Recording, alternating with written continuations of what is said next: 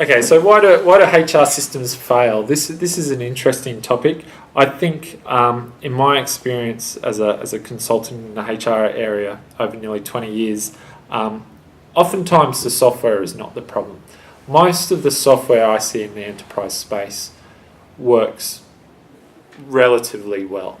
The biggest failure in projects is around people issues or process issues, and people management and the process. And a lot of the times the expectations for the projects aren't realistic, or the scope has changed. And I think what that means is that the way to make sure your HR systems project won't fail is to do that proper planning up front.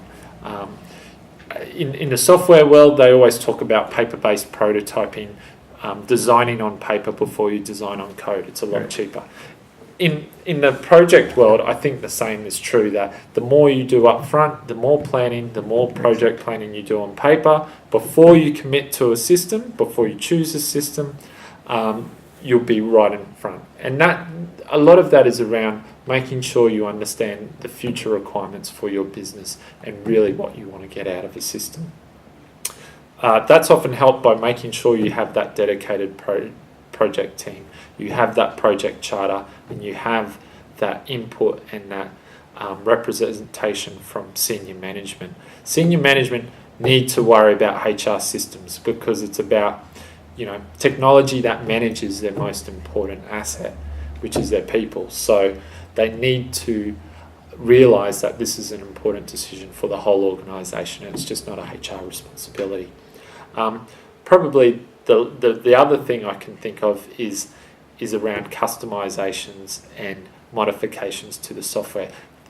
I see a lot of projects succeeding in implementation but failing in 1 or 2 years' time because the customer's left with a customized version of a software, there's no upgrade path left, and they're in an expensive contract for support and maintenance because any feature that's continued with the product they can't get because they're in a locked version of the product.